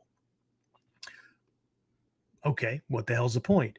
The point is both of those things, actually all three of those things, the ones in the muscle and the ones in the fat cells, that's a type of metabolism, right? But here's the thing. If we don't exercise, if we don't work out, two very important things happen. One is that if our diet's screwy, right? We're not getting enough protein in our body and all that. Okay. Because every night when we sleep, your body takes protein, free floating protein in your bloodstream and uses it to repair damage. Okay. So the damage to the liver, if I, had a whiskey or three or whatever, right? It's going to repair those things. Okay. Well, what if you have shit for protein intake? Well, it still needs protein. So it's going to borrow protein from you that you don't use. Okay. And one of the things it'll do if you're not using these metabolizing proteins is it'll break them down and use them for other stuff. Now, it won't break down the protein in the fat cell that's designed to link for storage because that's a survival mechanism. Okay. But the other one for breaking the bond, if you're not doing anything, you don't need the storage, then it's pointless. So it'll reallocate that to fix your liver. Same stuff, right? In your muscles. If you're not using that, it'll reallocate it. Now, why am I talking about that? I'm talking about that because when you start to exercise, people get discouraged very early on, but it could take upwards of 21 days to, for some people, it could take a couple of months before they actually start seeing muscle growth and major changes, because you have to do something long enough to convince your body that you're actually freaking serious, that it needs to do these things, or it's going to eat itself, right? So you have to do it long enough to convince the body to put the enzymes back, right? Before it can actually use them. Because remember, we weren't using them. So, okay. And right. So again, really weird stuff, right? But we have to convince it to put it back. Okay. So one is to build muscle, because again, we don't burn very many calories during exercise. If you ever look at an exercise app or whatever, and you did all this exercise and it'll show you how many calories you burned, it's like, what the hell? Right. But it's not about that. It's about building the muscle, because now the muscle at rest, right, produces more energy and still needs to be fed 24/7. So you're actually burning more calories during rest than you are during exercise. But the point of the exercise is to move the muscle to fatigue, where it can't do what it's being required to do consistently. And so it has a need to grow, to build, so it can get to a point. And that's why people plateau, to get to a point where it can do that thing consistently. Okay. But the benefit is during the downtime, not during the exercise time. Okay. And again, if we haven't exercised, or we don't do like a major, laborious job or whatever, then, we have to put those freaking enzymes back that the body a long time ago decided you don't need these, okay, for what they're there for. So we're going to use it for something else. Okay. Your diet certainly hasn't changed. So therefore, right. The other thing that exercise does, especially when it comes to stretching, is stretching opens up the joints and takes the pinching and restrictions off the circulatory system, off the arteries and the veins, and off the nerves. Okay. So now the electrical impulses and the nutrients and stuff like that that's being carried by the blood can get where it's going. Okay. Otherwise, it's pointless. Okay. Do I have anything about that? No, but I'll come back to bloodstream here in just a minute, because all this stuff ultimately is tied together. I'm not talking about 5 different things. I'm talking about 5 different processes that all keep one entity alive. Okay. All right. So, wind is respiration. Okay. So we have lots in the Tenshiji Onakomaki Book of Heaven. There is something, there might be 2 things in there on breathing, but one is called the 3 ohm breathing. And that's I just call it 3-phase breathing when I teach it to students. And there's something very, very similar in the Godai no Rin. It's one of the pre-Kuji kind of things that we do, that some of us do. So, but the whole idea is to get more oxygen in. Now, if we play around with the Godai no Rin, it's not just breathing. It's breathing. It's mimicking the breathing patterns that are connected to our emotional states. Right. The problem is that most people do it accidentally. Right. They're in a certain mood or under certain stressors or an emotional state, and so their body breathes that way. Right. The idea with the Godai no Rin and that kind of approach is where, if we need to change our mental state and our mood, then the easiest way to do that, now we add visualization and we add a mudra and things like that, because that has to do with the electromagnetic channels and stuff that go around the body, energy cycles.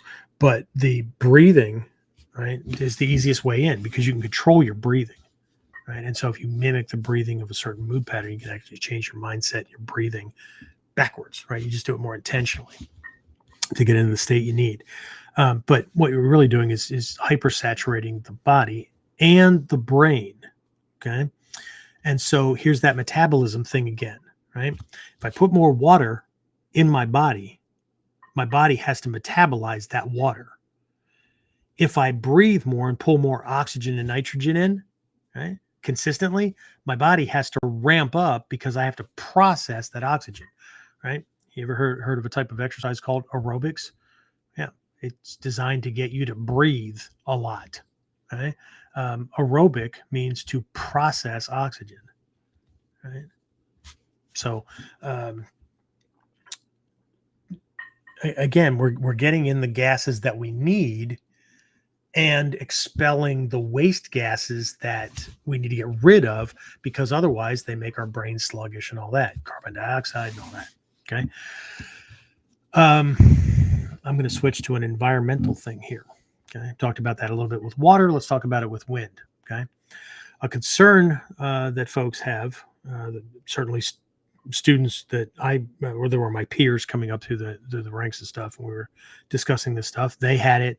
I had it. It was important to know. It's why I live where I live. It's why I take hikes and get away and get out to certain places. Excuse me. It's why I do my deep breathing exercises and all that, right? Carbon monoxide, right? It's what comes out of it's not just carbon dioxide, it's carbon monoxide. Comes out of exhaust fumes and all that kind of stuff. Not just from there, it comes from a lot of other places as well. Okay, we'll just talk about carbon monoxide. So one thing that people think about is, I'll just move like way away from the factories and whatever. Okay. I live outside the suburban area, not outside, but I live outside the city, suburban area, away from things, but I drive to work into one of these areas. Okay. So obviously we want to be doing cleansing, breathing, and those kind of things to get that shit out. Okay. That carbon monoxide destroys your red blood cells and that kind of stuff, right? But here's the thing. It takes 24 hours to cleanse your body from an 8-hour workday in or around an area of that's high in those noxious fumes. It doesn't mean you need, it doesn't mean about whether or not you work in a factory or not, right? But if you're in traffic, right, on a regular basis, right, and most people don't do the whole vents thing very well with opening and closing them and maintaining that kind of stuff. But yeah, so again, even if you live in the suburbs, right, end of the day, you worked wherever you work, right, and then again, how much traffic's going by outside, right, that kind of stuff. You go home, live out in the country, great, okay, nice fresh air, right? Except you're going back to work. Right, let's call it a half an hour drive time just to be conservative, right? Add an hour, so that's 9 hours, right? So we have what left over? 13 hours, right? Sleeping and whatnot at home, and that you've gotten out and away from that stuff, where you can actually breathe clean, fresh air. Except it takes 24 hours to clear that out, right? So that you're actually processing fresh air and you haven't been inhibited by that kind of thing. So that's just one. So while we could go into lots of other ones, this is just, again, to get the ball rolling. Okay. Void is mental clarity. Okay. So what I normally put in there is the same thing that Reverend Jikai gave me. Hatsumi Sensei alluded to this. It's meditation, right? It's quiet time. It's clearing the chatter, right? Because this goes to the premise that a stressed body creates a stressed mind, and vice versa. A stressed mind creates a stressed body. Okay. And if there's stresses on it, that means that your metabolism is going to be off and you're not going to be processing things very well. So your organs aren't functioning at the best they can be. Muscles are tightened, which closes off the joints, which inhibits circulation and the transference of electrical impulses along the nerve pathways, those kind of things, right? So the whole idea here is in just stress reduction. Okay. And then Roku, right? Roku Dai, right? So this is Shita, mind. This is feeding the mind, right?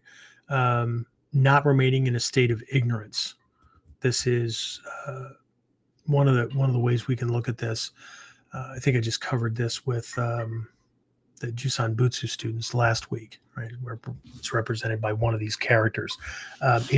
It's being No, I didn't cover it then. When I covered Friday morning coaching call. This is actually something I learned from a Dai-Shihan a long time ago. That it was under the guise of Henso Jutsu, disguised impersonation, right?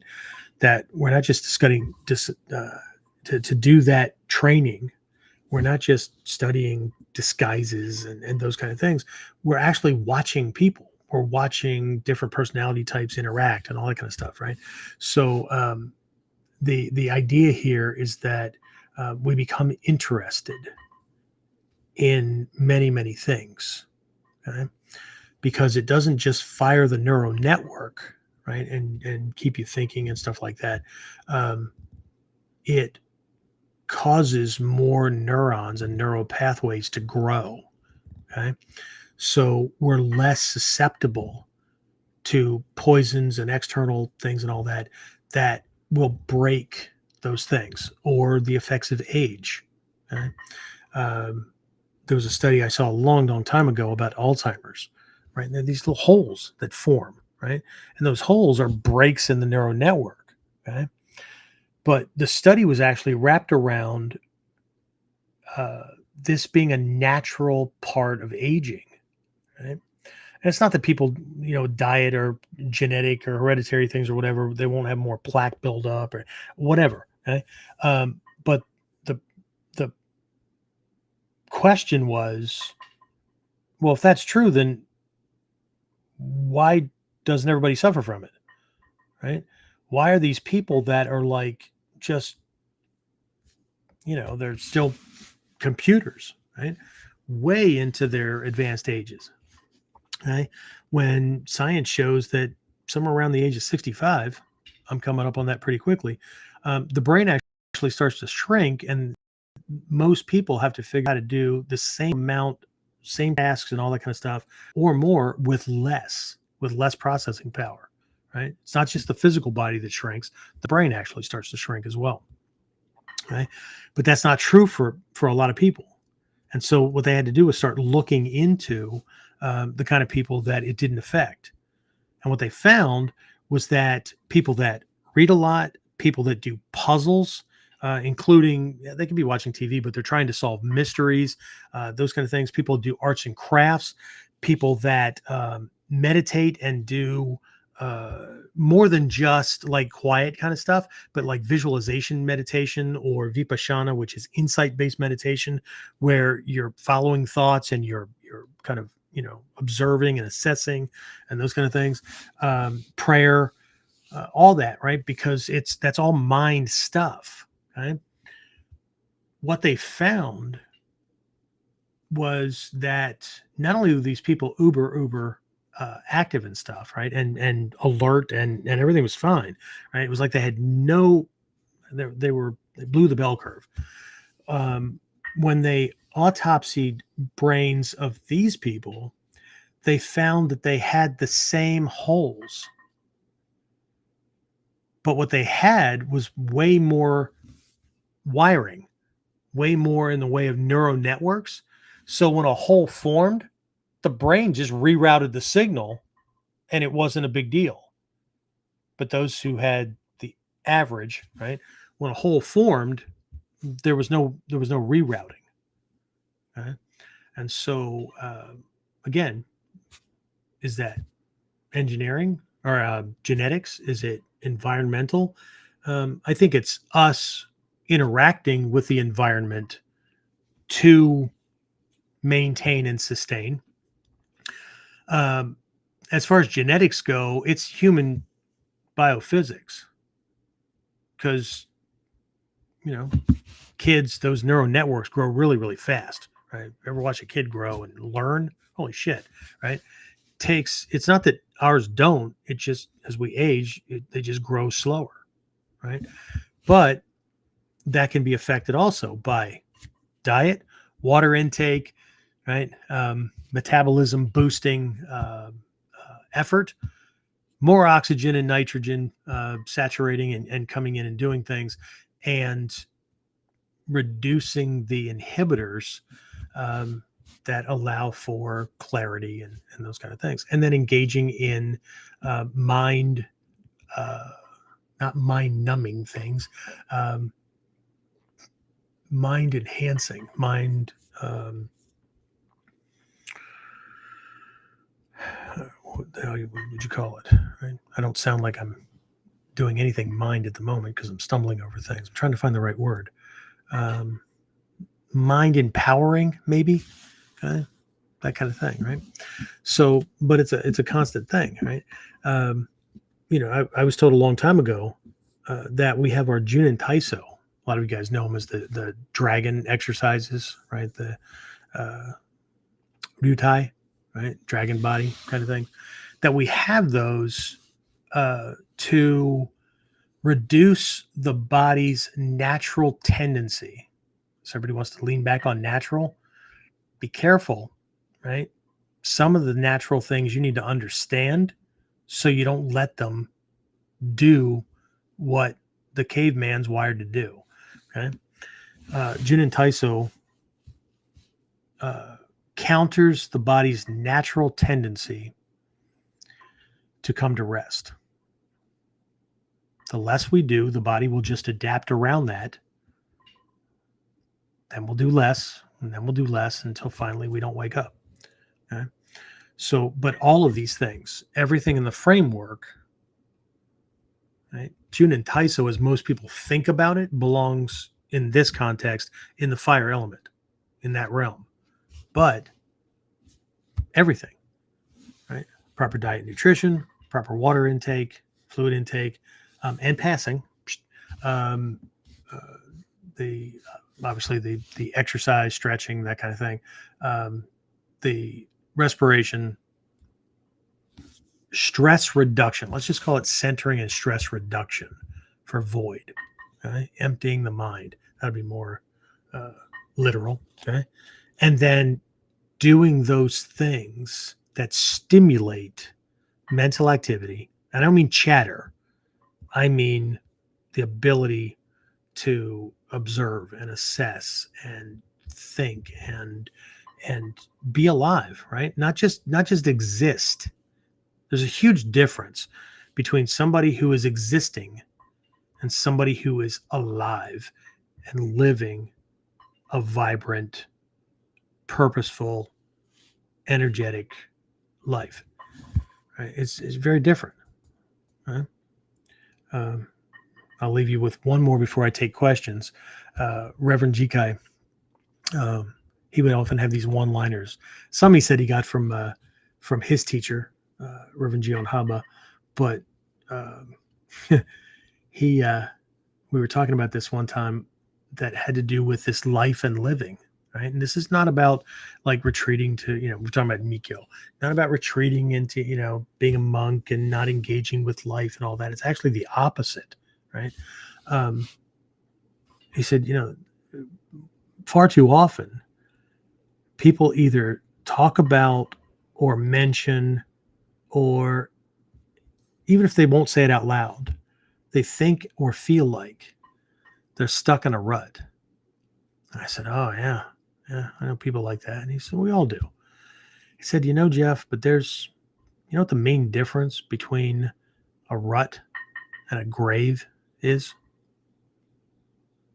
No, Sensei. What's the main difference between a rut and a grave?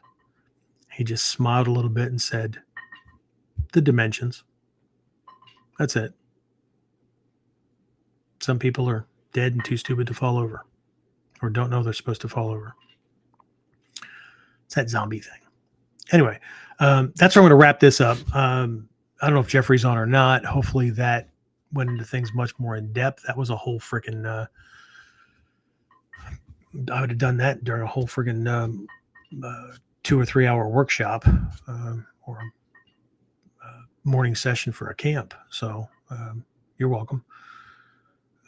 Now, the trick isn't that we sat here and listened to Sensei share some other Sensei's lessons or things that he's used. What I say in that last seminar, everything I'm about to teach you is shit. Okay? Works for me, works for my teachers, works for my students that are using it. But the reason it's shit is because it won't have any value until you make it work for you. Otherwise, it's just information. It's not even knowledge yet, let alone wisdom. Okay? All right, James, I know you've been sitting there just waiting for me to shut the hell up so you can tell me what people are saying. So what do you got?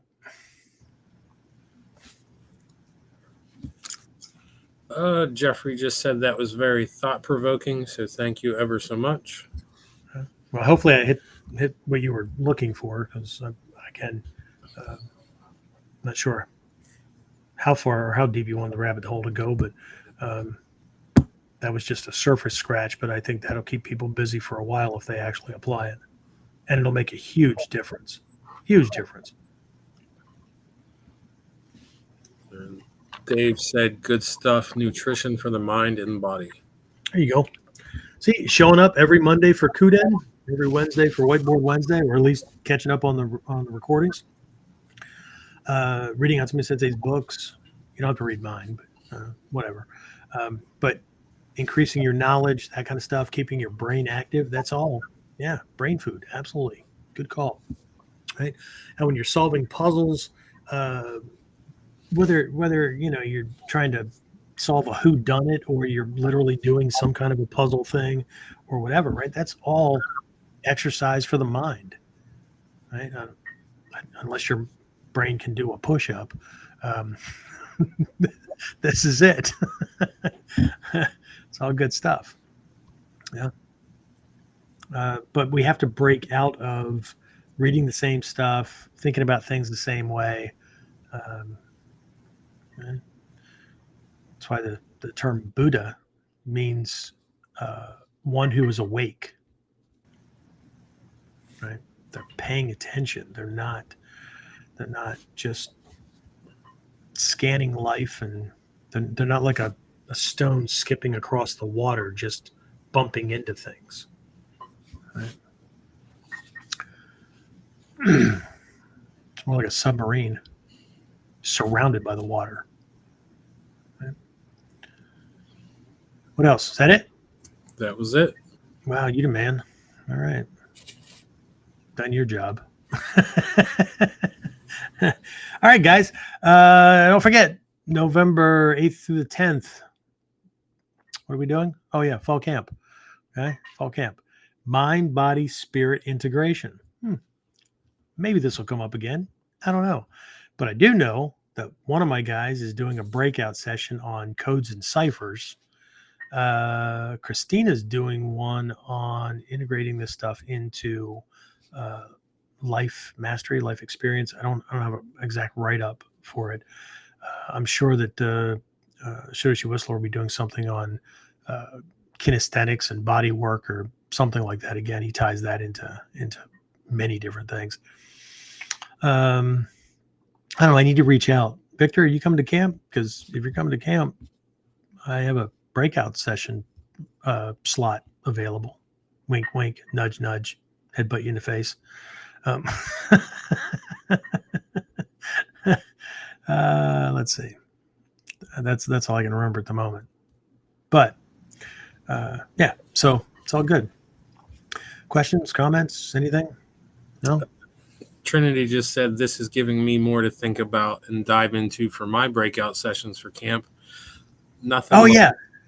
Trin, what's your? I'm having her do at least one. She might be doing two. She's a psych major, and she's going to be doing profiling and that kind of stuff. So I forgot she's doing at least one session, if not two. It depends on how many other folks I get to fill. But what's the primary one that you're going to do if you can only do one? Well, she also said nothing like Dad out psyching the psych major.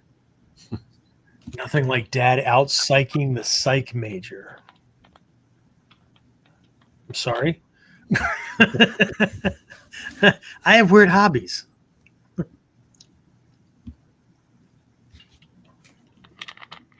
As a matter of fact, I just did something. I think it was Friday coaching call that Christina Major was like ecstatic toward the end of the coaching session, because what I covered was going to significantly augment what she was doing and how it tied in, and she wanted to use some of those reference points. So awesome, good stuff. So drop anything in there? Well, she said the psych behind Mikio. Oh, wow. So we're going to do the psychology behind ancient psychology. Fucking A. All right.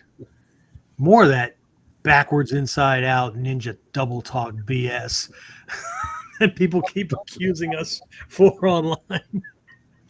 Tis not my fault that you're just one valve short of a VW bug. The old ones, the ones that you could hit with a hammer and you get the engine to run again. Not you, Trin. Anyway, so it's all good. Anything else? No, sir. No. All right, guys, that's it. That wraps up another one. I will talk to everybody again either on Wednesday for Whiteboard Wednesday, or if you're one of my local students, if you're on the mailing list, you should be getting these weekly emails that say where will Dai-Shihan Miller be live for whatever the week's dates are, and then there's like a heads up, right? KUDEN and some of the classes and whatnot. So we've got the Ninpo Masterclass classes tomorrow and Friday. Got a whole bunch of stuff going on. So, and November's getting here pretty quickly. Right? Remember, I didn't want to hear anything. Okay, there are virtual classes. Jeffrey's all forlorn. I offered to write a note to work that he was too well to attend work that weekend, but no, he won't take it. But Jeffrey's got some folks that sign up for the virtual thing and they're in uniform and doing stuff right along with the class, all whether it's a single day. Christina Major's done that. Jeffrey's certainly been on virtual things. Somebody will at least get the video recordings and get the lessons that way. But either way, right? So let's go. I'm doing chicken neck for everybody else that's audio only. You miss so much when you don't watch out like animated I can be. I try to stay centered because when I cut these things into smaller clips, it doesn't work if I'm moving all over the place. All right. So is that it? Nothing else? Trin just said some people won't believe the old unless it's validated by the new, and some won't believe the new unless it's validated by the old. Yeah. Well, that's fine. I mean, I think it's important that we double check things, but some people won't believe something that is true, time tested, and proven because they don't want to. Right? That's an old belief. Well, things that last the test of time are either because everybody's been smoking shit, or it's mass hypnosis, or it keeps producing results. And before we write it off that shit don't work, there's plenty of, I know, but that they're cheating. They had a heads up. They had a leg up. They had a rich uncle. They had really, man. some of these people do a whole lot of research into the backgrounds of, no, they don't. No, they don't. Right. It's just convenient and easy. Right. And I'm not saying anything that wasn't said to me. Okay. So I wasn't always this way. I was raised to be lazy, barely work enough to not get fired. Don't touch the world too much because people lie and whatever. It's just, actually, my stepfather's big thing. My mom told me he told her this before they got married. Lie. It's how you get ahead in the world. It didn't work for us.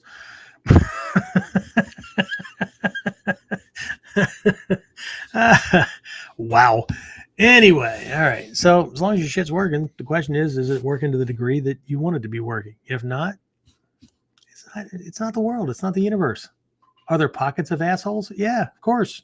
Right. There's individual assholes walking around too. Right.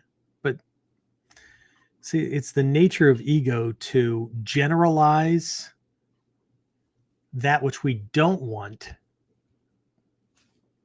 Right. Because if it seems like everybody does it, right?